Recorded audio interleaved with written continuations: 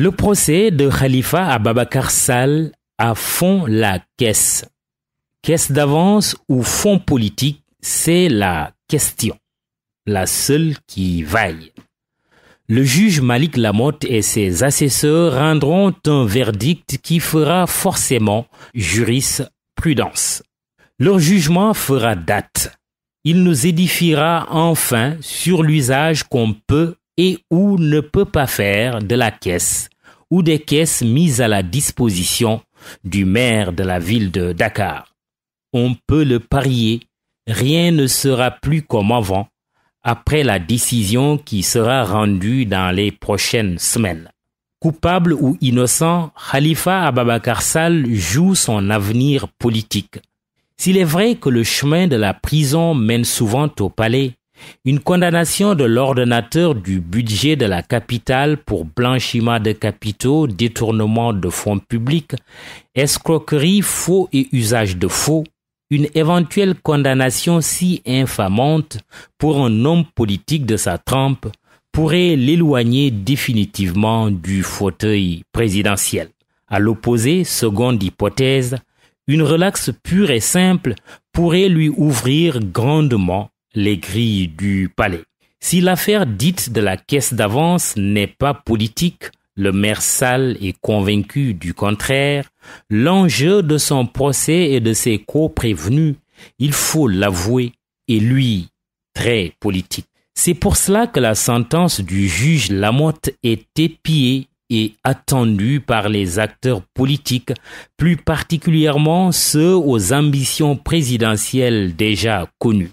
Parmi eux, le libéral Idrissa Seck, déjà dans les campagnes, et un certain et non moins libéral Karim Wade, qui, du Qatar où il est en exil volontaire ou forcé, n'est sans doute pas indifférent aux échos du temple de Thémis à Dakar.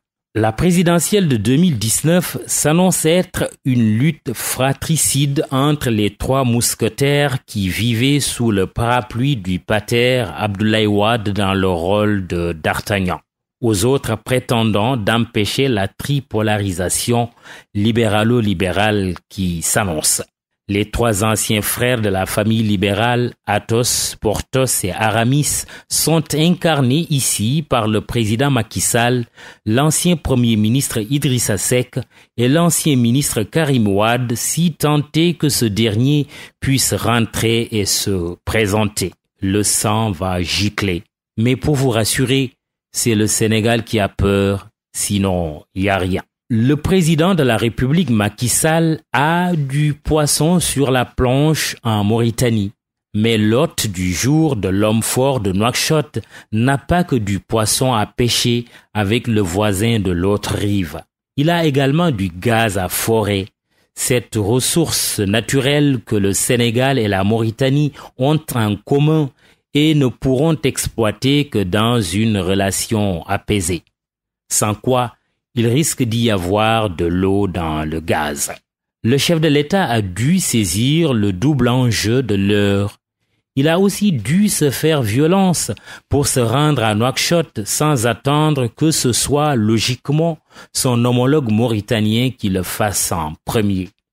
En effet, la tradition africaine et la tradition entre bons voisins voudrait que le président Aziz vienne d'abord présenter ses condoléances à son voisin sénégalais éploré par la mort du jeune pêcheur saint-louisien Fallou Sall tué par des gardes-côtes mauritaniens. Mais bon, l'amour-propre s'efface quand une question à enjeu vital de la paix entre deux pays déjà très traumatisés se pose.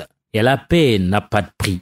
Après le nord du Sénégal qui a besoin de paix, espérons que le président Macky Sall se rendra au sud qui a également tant besoin de paix. Quand le nord et le sud d'un pays brûlent, rien ne sera épargné par les flammes.